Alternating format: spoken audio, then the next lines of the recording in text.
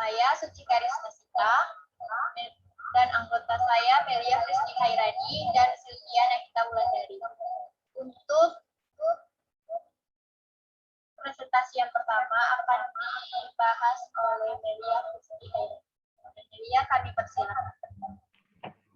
1. Latar belakang. Salah satu sarana kesehatan yang bertanggung jawab atas kesehatan masyarakat adalah Puskesmas. Menurut Peraturan Menteri Kesehatan Nomor 74 Tahun 2016 mengenai standar pelayanan kefarmasian di Puskesmas. Pusat Kesehatan Masyarakat yang selanjutnya disebut Puskesmas adalah unit pelaksanaan teknis Dinas Kesehatan Kabupaten atau Kota yang bertanggung jawab menyelenggarakan pembangunan kesehatan di suatu wilayah kerja. Untuk meningkatkan derajat kesehatan masyarakat, Puskesmas melakukan berbagai upaya kesehatan. Upaya kesehatan yang dilakukan oleh Puskesmas antara lain pemeliharaan, peningkatan kesehatan atau promotif, pencegahan penyakit atau preventif, penyembuhan penyakit atau kuratif, dan pemulihan kesehatan atau rehabilitatif, yang dilaksanakan secara menyeluruh, terpadu, dan kesinambungan. 2. Ruang lingkup. Pelayanan kefarmasian di Puskesmas meliputi dua aspek, yaitu pengelolaan kesediaan farmasi dan bahan medis habis pakai atau BMHP, serta pelayanan farmasi klinik yang didukung oleh sumber daya manusia dan sumber daya kefarmasian. 3. Isi A. Pelayanan kefarmasian di Puskesmas. Menurut Peraturan Menteri Kesehatan Republik Indonesia Nomor 74 Tahun 2016 tentang standar pelayanan kefarmasian di Puskesmas. Pelayanan kefarmasian adalah suatu pelayanan langsung dan bertanggung jawab kepada pasien yang berkaitan dengan sediaan farmasi dengan maksud mencapai hasil yang pasti untuk meningkatkan mutu kehidupan pasien. Pengaturan standar pelayanan kefarmasian di Puskesmas bertujuan untuk 1. Meningkatkan mutu pelayanan kefarmasian. 2. Menjamin kepastian hukum bagi tenaga kefarmasian. 3. Melindungi pasien dan masyarakat dari penggunaan obat yang tidak rasional dalam rangka keselamatan pasien atau pasien safety. Standar pelayanan kefarmasian di Puskesmas meliputi standar 1. Pengelolaan sediaan farmasi dan bahan medis habis pakai. A. Perencanaan. Perencanaan adalah suatu proses kegiatan seleksi sediaan farmasi dan bahan medis habis pakai untuk menentukan jenis dan jumlah sediaan farmasi dalam rangka pemenuhan kebutuhan Puskesmas. Tujuan perencanaan adalah untuk mendapatkan 1. Perkiraan jenis dan jumlah obat dan perbekalan kesehatan yang mendekati kebutuhan. 2. Meningkatkan penggunaan obat secara rasional. 3. Meningkatkan efisiensi penggunaan obat. Perencanaan kebutuhan sediaan farmasi dan bahan medis habis pakai di Puskesmas setiap periode dilaksanakan oleh ruang farmasi di Puskesmas. B. Permintaan. Tujuan permintaan sediaan farmasi dan bahan medis habis pakai adalah memenuhi kebutuhan sediaan farmasi dan bahan medis habis pakai di Puskesmas sesuai dengan perencanaan kebutuhan yang telah dibuat. Permintaan diajukan kepada Dinas Kesehatan Kabupaten atau Kota sesuai dengan ketentuan peraturan perundang-undangan dan kebijakan pemerintah daerah setempat. C. Penerimaan. Penerimaan sediaan farmasi dan bahan medis habis pakai adalah suatu kegiatan dalam menerima sediaan farmasi dan bahan medis habis pakai dari instalasi farmasi kabupaten atau kota atau hasil pengadaan Puskesmas secara mandiri sesuai dengan permintaan yang telah diajukan. Tujuan penerimaan adalah agar sediaan farmasi yang diterima sesuai dengan kebutuhan berdasarkan permintaan yang diajukan oleh Puskesmas dan memenuhi persyaratan keamanan, khasiat, dan mutu. 4. Penyimpanan. Penyimpanan sediaan farmasi dan bahan medis habis pakai merupakan suatu kegiatan pengaturan terhadap sediaan farmasi yang diterima agar aman, tidak hilang, terhindar dari kerusakan fisik maupun kimia dan mutunya tetap terjamin sesuai dengan persyaratan yang diterapkan. Tujuan penyimpanan adalah agar mutu sediaan farmasi yang tersedia di Puskesmas dapat dipertahankan sesuai dengan persyaratan yang diterapkan. Penyimpanan sediaan farmasi dan bahan medis habis pakai dengan mempertimbangkan hal-hal sebagai berikut. 1. Bentuk dan jenis sediaan. 2. Kondisi dan dipersyaratkan dalam penandaan di kemasan sediaan farmasi seperti suhu penyimpanan, cahaya, dan kelembapan. 3. Mudah atau tidaknya meledak atau terbakar. 4. Narkotika dan psikotropika disimpan sesuai dengan ketentuan peraturan perundang-undangan. 5. Tempat penyimpanan sediaan farmasi tidak dipergunakan untuk penyimpanan barang lainnya yang menyebabkan kontaminasi. Pendistribusian.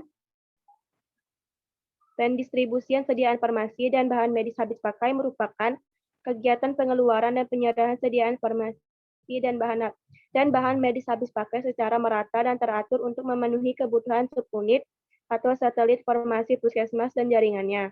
Tujuan pendistribusi adalah untuk memenuhi kebutuhan sediaan farmasi subunit pelayanan kesehatan yang ada di wilayah kerja puskesmas dengan jenis, mutu, jumlah dan waktu yang tepat. Sub-sub di puskesmas dan jaringannya antara lain 1. Subunit pelayanan kesehatan di lingkungan puskesmas, 2. Puskesmas pembantu, 3. Puskesmas keliling, 4. Posyandu, 5. Polindes. Pengendalian. Pengendalian sediaan farmasi dan bahan medis habis pakai adalah suatu kegiatan untuk memastikan tercapainya sasaran yang diinginkan sesuai dengan strategi dan program yang telah ditetapkan sehingga tidak terjadi kelebihan dan kekurangan atau kekosongan obat di unit pelayanan kesehatan dasar. Tujuan pengendalian adalah agar tidak terjadi kelebihan dan kekosongan obat di unit pelayanan kesehatan dasar. Pengendalian sediaan farmasi terdiri dari 1. Pengendalian persediaan, 2. Pengendalian penggunaan, 3. Penanganan sediaan farmasi hilang, rusak, dan kadaluarsa. G. Pemantauan dan evaluasi. Pemantauan dan evaluasi pengelolaan sediaan farmasi dan bahan medis habis pakai dilakukan secara periodik dengan tujuan untuk 1. Mengendalikan dan menghindari terjadinya kesalahan dalam pengelolaan sediaan farmasi dan bahan medis habis pakai, sehingga dapat menjaga kualitas maupun pemerataan pelayanan. 2. Memperbaiki secara terus-menerus pengelolaan sediaan farmasi dan bahan medis habis pakai. 3. Memberikan penilaian terhadap capaian kinerja pengelolaan Permenkes nomor 74 tahun 2016. Baiklah, materi selanjutnya akan disampaikan oleh Sylvia Nakita Wulandari. Kepada Sylvia, kami persilakan.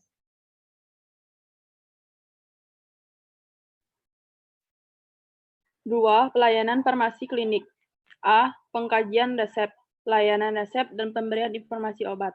Kegiatan pengkajian resep dimulai dari seleksi persyaratan administrasi, persyaratan farmasetik, dan persyaratan klinis baik untuk pasien rawat inap dan rawat jalan. Kegiatan penyerahan obat atau dispensing dan pemberian obat merupakan kegiatan pelayanan obat dimulai dari tahap penyiapkan atau meracik obat, pemberian etiket, penyerahan sediaan farmasi dengan informasi yang memadai diserta pendokumentasian. Tujuan 1. Pasien memperoleh obat sesuai dengan kebutuhan klinis atau pengobatan. 2. Pasien memahami tujuan pengobatan dan mematuhi instruksi pengobatan.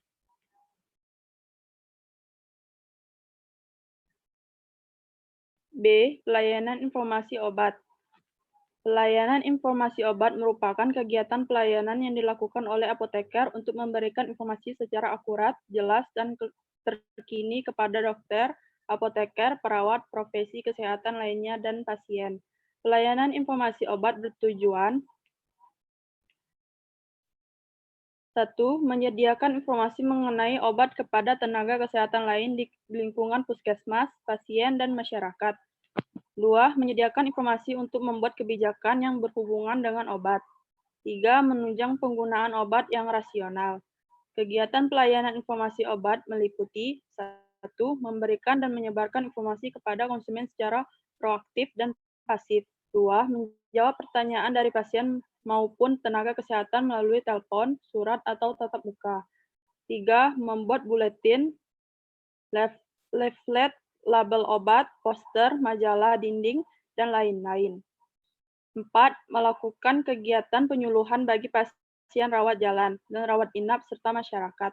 5. Melakukan pendidikan dan atau pelatihan bagi tenaga kefarmasian dan tenaga kesehatan lainnya terkait dengan obat dan bahan medis habis pakai.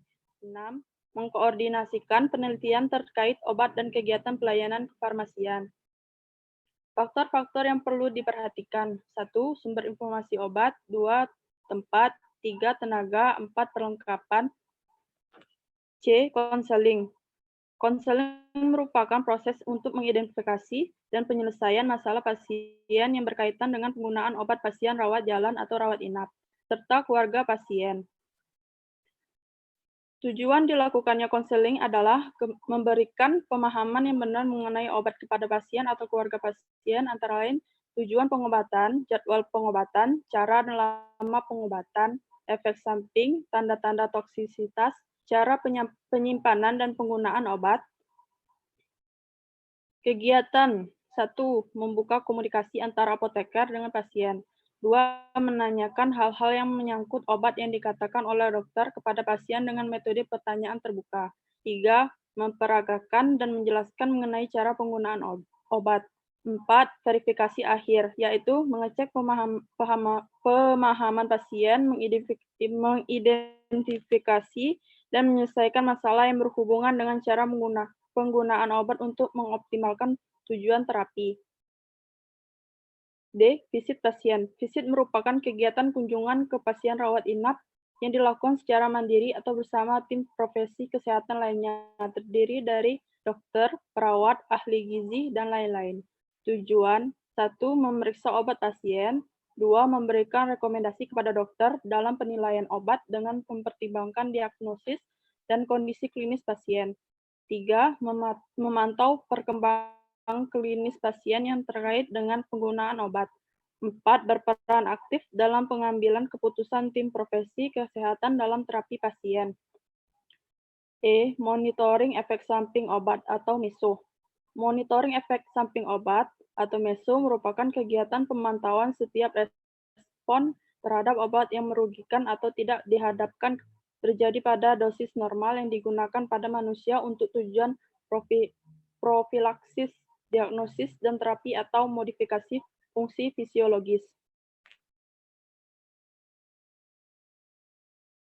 Tujuan 1. Menemukan efek samping obat sedini mungkin, terutama yang berat, tidak dikenal, frekuensinya jarang. 2. Menentukan frekuensi dan insidensi efek samping obat yang sudah sangat dikenal atau baru saja ditemukan. Kegiatan 1. Menganalisis laporan efek samping obat. 2. Mengidentifikasi obat dan pasien mempunyai risiko tinggi mengalami efek samping obat. 3. Mengisi formulir monitoring efek samping obat atau MESO. Faktor yang perlu diperhatikan: 1. Kerjasama dengan tim kesehatan lain. 2. Ketersediaan formulir monitoring efek samping obat atau MESO. F. Pemantauan terapi obat atau PTO. Pemantauan terapi obat merupakan suatu proses yang memastikan bahwa seseorang pasien mendapatkan terapi obat yang efektif, terjangkau dengan memaksimalkan efikasi dan meminimalkan efek samping. Tujuan 1. Mendeteksi masalah yang terkait dengan obat. 2. Memberikan rekomendasi penyelesaian masalah yang terkait dengan obat. Kegiatan 1. Memilih pasien yang memenuhi kriteria. 2. Membuat catatan awal. 3. Memperkenalkan diri pada pasien. 4. Memberikan penjelasan pada pasien. 5. Mengambil data yang dibutuhkan. 6. Melakukan evaluasi. 7. Memberikan rekomendasi. G. Evaluasi penggunaan obat. Merupakan kegiatan untuk mengevaluasi penggunaan obat secara terstruktur dan berkesinambungan untuk menjamin obat yang digunakan sesuai indikasi, efektif, aman, dan terjangkau. Tujuan 1. Mendapatkan gambaran pola penggunaan obat pada khusus tertentu. 2. Melakukan evaluasi secara berkala untuk penggunaan obat tertentu. Permenkes nomor 74 tahun 2016. B. Pemberian informasi obat. 1. Definisi pemberian informasi obat. Menurut WHO, pemberian informasi obat merupakan bagian yang tidak terpisahkan dari proses terapi rasional. Pemberian informasi obat adalah salah satu tahap pada pelayanan resep untuk menghindari masalah yang berkaitan dengan terapi obat. Pemberian informasi obat memiliki peran yang penting dalam rangka memperbaiki kualitas hidup pasien dan menyediakan pelayanan yang bermutu bagi pasien. 2. Tujuan pemberian informasi obat. A. Pasien memperoleh obat sesuai dengan kebutuhan klinis atau pengobatan. B. Pasien memahami tujuan pengobatan dan mematuhi instruksi pengobatan. 3. Pemberian informasi obat terdiri dari berdasarkan Permenkes nomor 74 tahun 2016. A. Nama obat. B. Sediaan obat. C. Dosis. D. Cara pemakaian obat. E. Penyimpanan obat. F. Indikasi obat. G. Kontradiksi.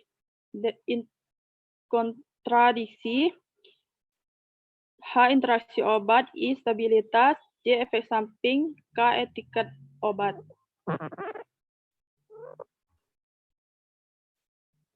C. Puskesmas. 1. Definisi puskesmas. Puskesmas adalah unit pelaksanakan teknis Dinas Kesehatan Kabupaten atau Kota yang bertanggung jawab menyelenggarakan pembangunan kesehatan di suatu wilayah kerja, menurut Permenkes nomor 74 tahun 2016. 2.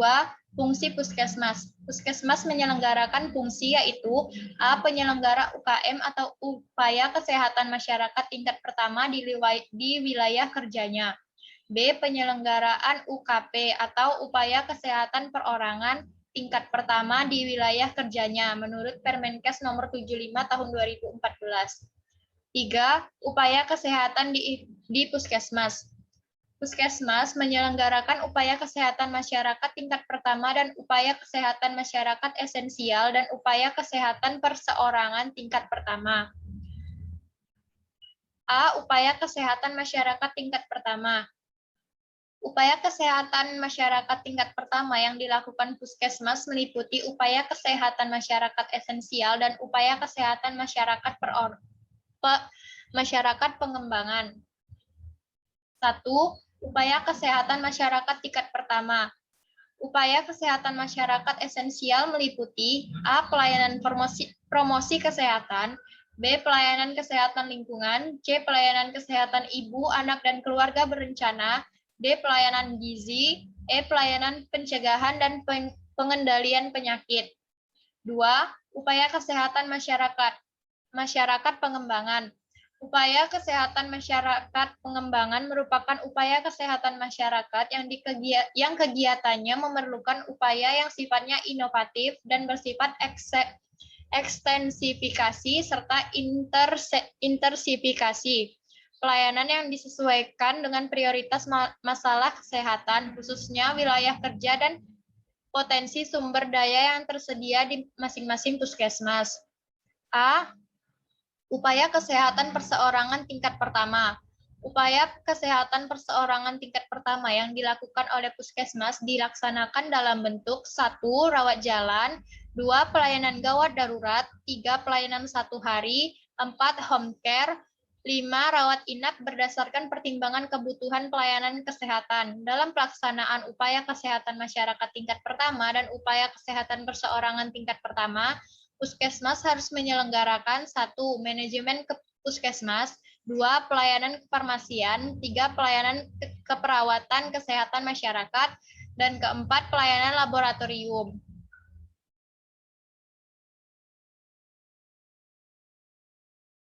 Selanjutnya, ini adalah kerangka teori.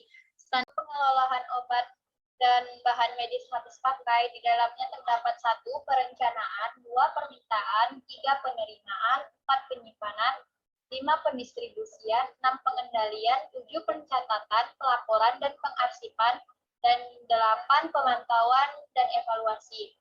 Untuk pelayanan farmasi klinik, di dalamnya terdapat pengkajian resep, penyerahan obat dan pemberian informasi obat, 2. Pelayanan informasi obat atau PIO, 3. Konseling, 4. Ronde atau visit pasien, 5. Pemantauan dan pelaporan efek samping obat, 6. Pemantauan terapi obat, 7. Evaluasi penggunaan obat.